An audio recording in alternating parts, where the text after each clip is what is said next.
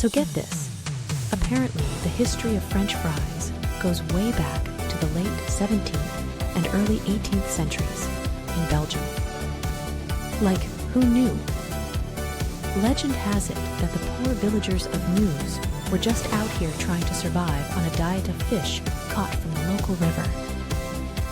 But then, someone had the genius idea to start frying up strips of potatoes instead.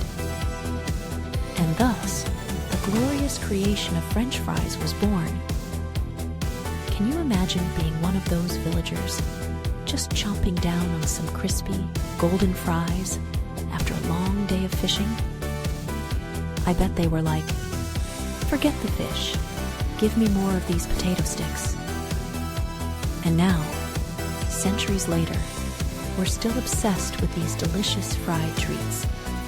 So next time you're munching on some French fries, just remember, you're basically eating a piece of history. Bon appétit!